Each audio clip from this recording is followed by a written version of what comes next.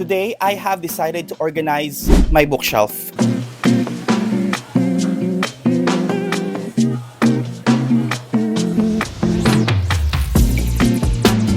Hindi ko alam kung saan nanggaling yung urge, pero paglabas ko kanina ng kwarto, pagtingin ko sa bookshelf ko, sabi ko, gusto ko siyang i-organize. And that's what we're going to do today. Inumpisahan ko na siya actually, pero sabi ko, as a content creator, gusto ko ba talaga na gawin ito nang hindi ko siya film? The answer to that is half yes, half no. Half na ayoko siyang i-film dahil dagdag pa siya sa oras sa gugugulin ko dito, tsaka dagdag trabaho pa siya. Mas mapapatagal ako. Pero the other half in me is saying na, sayang naman yung content. Sabi ko, sige, video ko na lang din. You will see me super haggard in this video, pero just please understand na mainit ang panahon at wala akong electric fan. And yung gustuhan na ma-organize siya is something strong na talaga nga naman naglalabas ang adrenaline sa akin. But anyways, yes, come with me as we organize this mess of a book. Let's go. Ang goal ko rin pala dito is makapag-free ako ng space dahil gusto ko as much as possible mag-unhaul ako ng mga libro na wala na akong urge na basahin at ibenta sila ng murang halaga. Ang kalat, putang ina. Let's start. Dito sa shelf na to. So, ang plano ko dito sa shelf na to is ilalagay ko lahat ng mga series na nabasa ko na o mga lumang series. Dito ko sila ilalagay kasi hindi ko naman na sila babasahin ulit. So, ang plano ko is for storage na lang sila. So, that's what we're going to do. Let's do that. And by the way, kung nakikita nyo, yung likod ng mga bookshelf ko is nakaangat yung mga libro. That is because nilalagyan ko sila ng patungan doon. Sobrang hirap ako maghanap ng patungan dahil yung mga styrofoam from the appliances na binili namin isa tapon na. Yun yung maganda ng patungan sa likod. Bilang wala, ako po ay maghahanap ng pwede kong pagpatungan sa likod para umangat yung mga titles na nasa likod. Puro likod. And perfect na perfect tong pinaglagyan ng JBL speaker ko. So, dito ko siya ilalagay.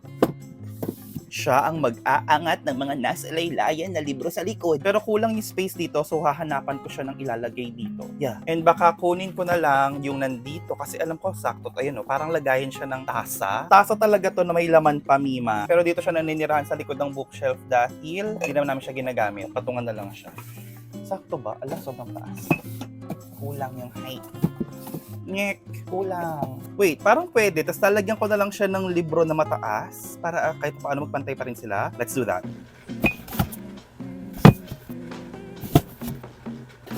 Oops, hindi na siya pantay. Sobrang laki na ng difference.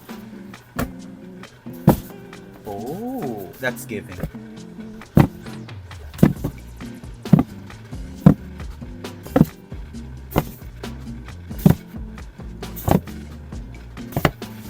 Uy, ang taas. Ang tangkad. Parang perfect siya na.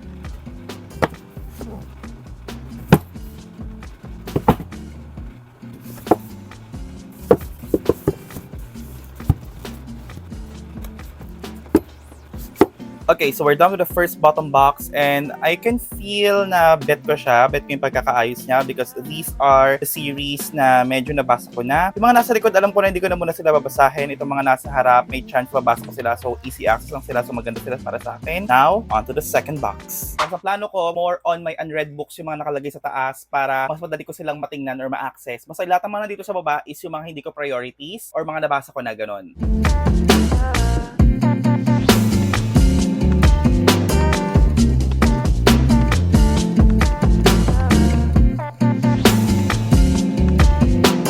Okay, got the series na gusto ko ilagay dito sa pangalawang kimpampara. Napunasan ko na rin yan ng wipes para matanggal yung mga alikabok. Oh my God, may series pa pala dito. Itong Legend. Lagyan natin yan dyan. Ayoko na nitong The Assistant, so unhaul ko na to. These are my unhaul pile, itong dalawang layer na to. So, itong Lily de Jong, alam ko hindi ko na rin ito babasahin, so unhaul. How about you? May interest pa naman ako sa'yo, so hindi kita i-unhaul. You're safe tonight. Wait, ano bang patungan ko dito? Tingnan mo, bubble wrap. Ano ba yun? Summerbird Blue. I hate the main character in here, so unhaul.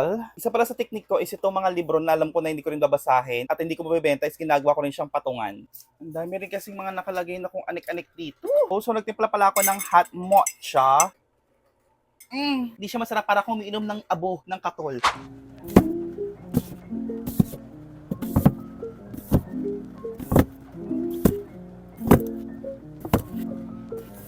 God, ang sikip.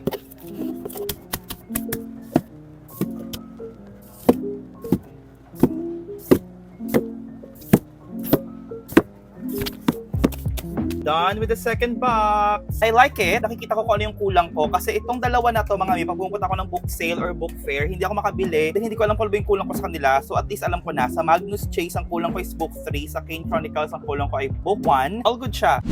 nililista ko yung number ng books na meron ako para at least after this organization, alam ko na rin kung ilang piraso yung libro na meron ako. Pero hula ko nasa 300 lang, ganon. Kayo ba? Anong hula nyo? Kasi meron pa ako sa kwarto, meron pa ako sa baba ng bahay namin. Ang dami nila. Let's go. Third box na tayo para matapos na. Sobrang chaotic ng third box. Hindi ko alam kung paano ko siya ayusin. Oh my God. Okay, huwag ka ma-overwhelm, huwag ka ma-overwhelm. Tingnan nyo naman ang aking nasa harapan. Yes, ito, may condoms ako sa bookshelf ko. Practice safe sex. I'm so overwhelmed! Hindi ka na overwhelmed. Iniisip ko lang yan, hindi ka overwhelmed. Let's do this, I guess. May series pa pala dun. Yung Red Queen. Oh my God. Ayusin ko muna lahat na nandito sa lapag para hindi ako ma-overwhelm. Kasi ngayon, ang gulo-gulo po nila. Opo. Kaya mo yan, Gerald. So, dilinis ko lang yung paligid ko dahil naguguluhan yung utak ko kapag sobrang kalat na nga po, And then, tinakal ko tong pangatlong box sa pinakailalim ng bookshelf ko. And na-realize ko na puro K-pop merch ko pala to. Yung mga photo cards, yung mga K-pop albums nandito rin. Yung mga candy magazines na kinokuli ko before. So, parang settled na sila dito sa place na to. So, hindi ko na sila ginalaw. Hinayaan ko na lang sila na dyan na sila mamirmi. Ngayon na medyo malinis na po ang ating lapag. Marami na space. Time to unhaul from this box. Mamimili na ako ng mga i-unhaul ko dito sa pile para hindi ko na sila iisipin pa. Unhaul time! No, this is a Filipino written book. America is Not the Heart by Elaine Castillo. Unhaul. May letter! Let's get lost. Hindi ko na ito babasahin. Unhaul. Nabasa ko na ba itong radio silence? Ay, oo, natapos ko to. Unhaul. Blackout. Unhaul. My sister the serial killer. Hindi ko ito masyado nagustuhan. Unhaul. Dapat ganun. Wala na tayo masyadong middle sex. Happy Pride Month. But hindi ko siya babasahin. So, unhaul. Panic. At tagal na nito sa akin. I'm still holding on to this bitch. Unhaul. Illuminate. Of course, keep. My God. Everything I never told you. Unhaul. Wala siyang masyadong tama sa akin. Lahat to, Harlan Coben na. So, diyan ka lang. Bakla ka. Next. Happy Pride Month! Ito, binili ko to pero hindi ko na siya trip. Unhaul. Burnt Paper Sky. Here Lies Daniel Tate. Unhaul. Atonement. Oh my God. Ito, minayin ko to sa Librodega. Hindi ko rin babasahin to. Unhaul. Wait, bigla ko na paisip dito sa Here Lies Daniel Tate. Pero hindi ko na kasi talaga siya nakita, babasahin ko siya. Unhaul na nga. The Way I Used to Be. Alam ko, sikat to sa di ba? Book talk. Unhaul. The House of the Scorpion. Binili ko to dahil multi-awarded. Hindi ko na rin nakikita babasahin ko siya. Unhaul. Ito, keep ko to. Never Let Me Go. Dahil classic dystopian. So, keep the hell. Black Lives Matter pero unhaul. Wala na akong amor sa inyo. White Oleander. Ang tungkol saan ba to? Unhaul. Educated, of course. Keep naman. Tapos ko yan one of these days. So, alam nyo ba? The Garden. Fanfiction siya ng Adam and Eve. Ito pala yung Harry Potter ko, Ginagawa ko na lang sila patungan. The Kingdom of Back ni Marie Loon. Okay lang siya sa akin. Unhaul. Tasa ng unhaul file ko. Picture of Dorian Gray. Hindi ko siya mag-get. Unhaul. Truly Devious. Unhaul? Unhaul. Dreadful Tale of Prosper Redding. Ang ganda ng cover though. Sige, keep. Don't Look Back. Okay, medyo na-enjoy ko naman tong Don't Look Back. So, keep ka. Unhaul. Hindi ko na babasahin. 50 Shades of Grey. Wala lang. Alam nyo ba, binili ko to, tsaka Twilight. Wala lang. Dahil sobrang sumikat sila, diba? So, gusto ko lang para magkaroon ako ng memorabilia. Something like that. So, keep natin yan. Ito, ang ganda ng cover, pero hindi ko siya nakikita na babasahin ko. Unhaul. Ito rin. Hindi ko na natapos. Dalawang beses ko itong natry basahin, pero hindi ko siya natapos. Extraordinary Means Unhaul. Oh my God, ang dami kong i-unhaul. Happy for me kasi ang dami ko rin nadagdag na libro lately. Ito yung nabili ko sa National Bookstore. Unhaul ko to or pag-giveaway ko. Mga naka-plastic pa, mga CC. Ay, ito parang medyo ayoko na nito. Foul is Fair. Pero parang kasi ito, female rage. Okay, keep ko to. Keep ko to. Ito parang feeling ko hindi ko naman to babasahin. So parang mas okay to na mapunta sa mga taong nagbabasa ng girl love. So Miss Meteor, unhaul. Bigay to sa akin ni Trish pero hindi ko na nakikitang babasahin ko. So unhaul ko na rin tong Absent. This one too. Hindi ko na nakikitang babasahin ko to. Unhaul! It's about grandmother. So ko to i-unhaul. We're almost there. Just ko, tignan nyo naman yung binili ko na 13. Naka-plastic pa rin siya, mga Mimasor. This is 13 volume 2. Kaya mo na, hindi ko siya tatanggalin dyan. Grown? I kinda don't like Grown. Unhaul ko tong Grown. Challenger Deep. Medyo hindi ko na rin to gusto. Binasa ko to alam ko. Medyo hindi ko na rin siya bet, so unhaul ko na rin to. Wala siya masyadong nabigay sa akin. Unhaul ko na rin to. Freedom Trials. Okay, hindi kita masyadong bet, so papakawalan na rin kita. Unhaul Freedom Trials. You're free to go. Grace Year, nabasa ko rin, pero wala siyang masyadong effect sa akin. Unhaul ko na rin to. Dami kong unhaul. I'm so happy for myself. I think what's left is to organize what I have. I want my Tagalog books to be here. Kita sila sa video. Sila yung nakikita sa video kapag ako ay nag-film. That unhaul is so successful. I love it. Those are my unhaul pile. Ano, mayroon pa sa ilalim ng table. Wow. Love to see that. To be honest, di kasi talaga nagbabago na yung taste ko sa libro and I cannot see them anymore as something na babasahin ko. Ang nakikita ko na lang sa kanila is pangpadami ng libro sa bookshelf ko. It's causing me something na hindi maganda. So, they need to go. So, I will just free this space. at ilalabas na natin ang mga Tagalog books ko. I think I'll just keep this here para sila na lang yung maging patungan ng mga ilalagay kong libro. And by the way, some of my Tagalog books are in here. Well, hindi kayo. I will transfer this there.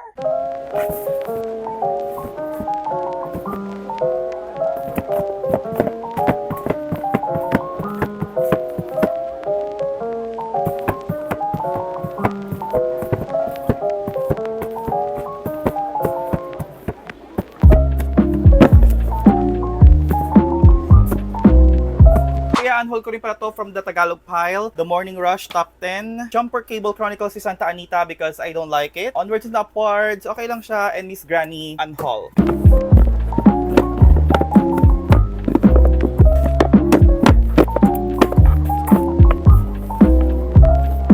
Not gonna lie, medyo may pagkatsaka yung pagkaka-arrange nila dyan. Siguro kasi ang ninipis nila.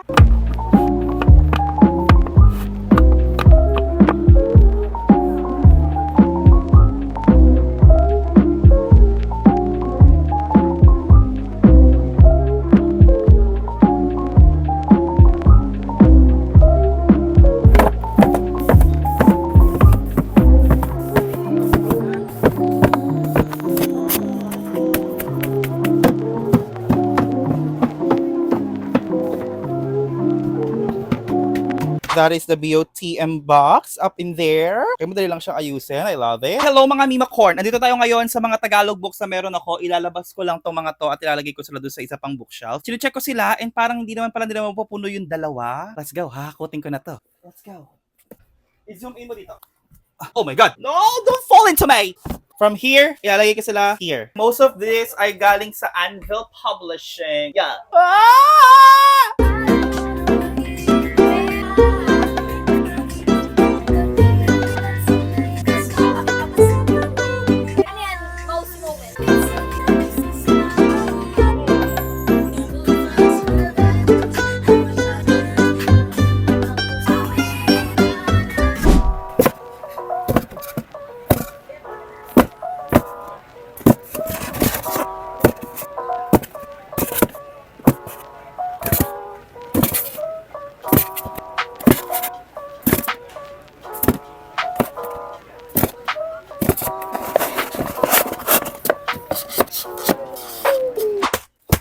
Time for some unboxing. Let's go! Para malagay ko na rin sila sa bookshelf ko. Pare-pares lang to mga Mimasor kasi alam niyo naman na bumibili ako nung Liwayway Magazine, di ba? Bumili ako ng 2023 issue pero kulang pa to ng 3 buwan. December 2023, October 2023, September 2023. Next parcel.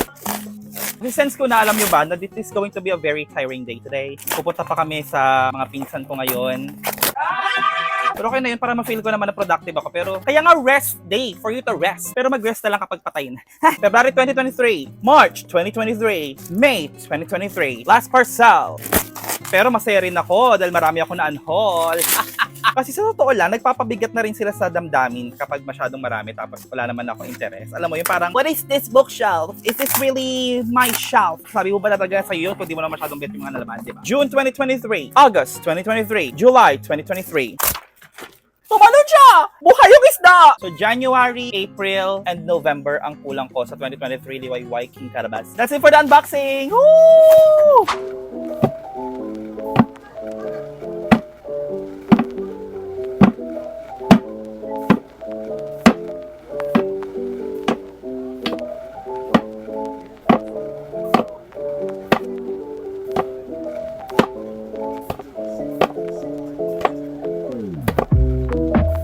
These 2 boxes are all Filipino books. Grabe, nakakatawa. Ang dami na nila.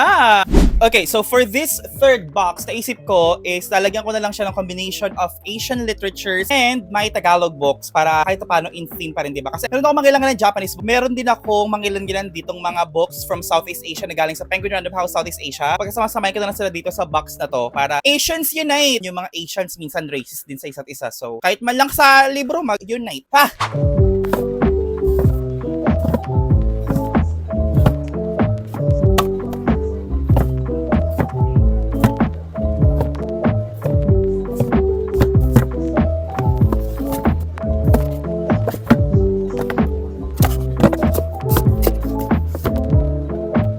Tsaka siya. Pero hayaan na natin. Lagyan ko na lang ng something. O bugs. Ayun, okay na yan.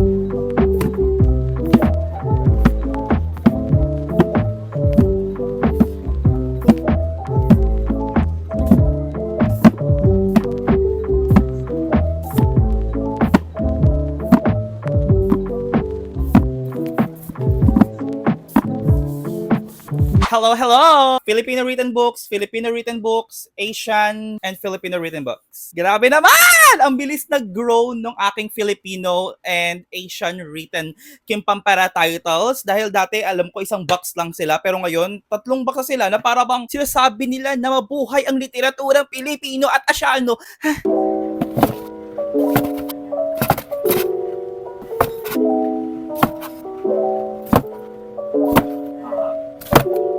Basta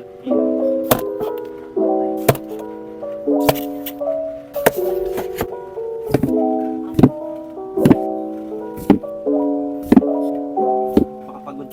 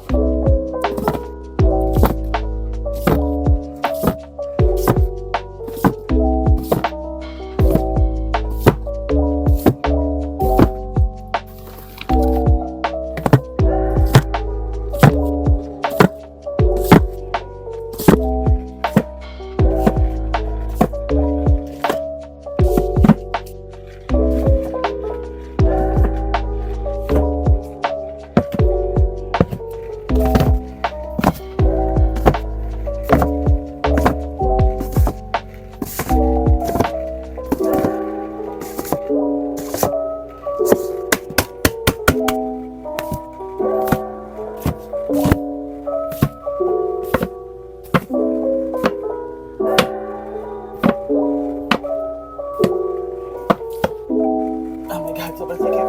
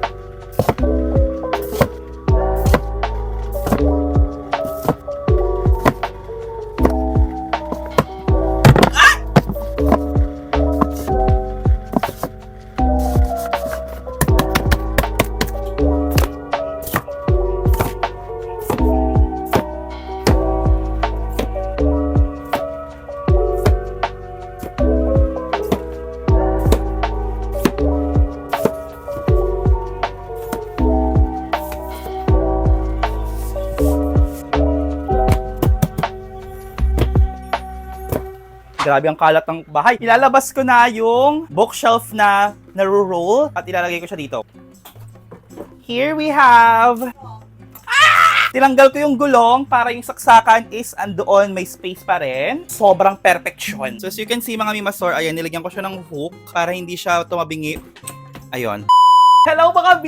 Hindi ko na napakita sa inyo pero tapos ko nang lagyan ng libro itong aking trolley, Kimpampara or whatever. Tinapos ko na nang hindi ako naka-video because I'm just so tired and I just wanna rest. Kaya naman, bibigyan ko na kayo ng tour. On the top part, andito po ang aking mga special edition na bigay sa akin ni Mary Gail. Mostly itong mga ito ay mga gay books.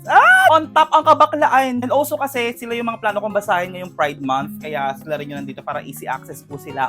On the second Kimpampara bu is dito naman nakalagay ang aking mga box set. 3 ang box set ko. And 2 libro. Ito yung Legend Born at saka How to Sell a Haunted House ni Grady Hendrix. Then on the third layer, dito naman nakalagay yung mga kung ano-ano na lang nilagay ko dyan. Random na yung mga yan. Same with the fourth, kung ano-ano na lang din yung lagay ko dyan. Then sa ilalim, kung ano-ano na lang yan. Ginawa ko siyang storage ng mga something na book bookish related. Ngayon naman, panahon na mga Mimasor para i-compute natin kung ilan ang aking libro sa bookshelf na to. Magdadagdag ako ng 4 pa dahil meron akong 4 na libro na binabasa ko na nasa TBR ko na nandun sa kwarto dahil hindi ko sila nasama dito sa bilang. Bilang wala akong calculator, ititigil ko muna yung pag-video na ito para mag-compute.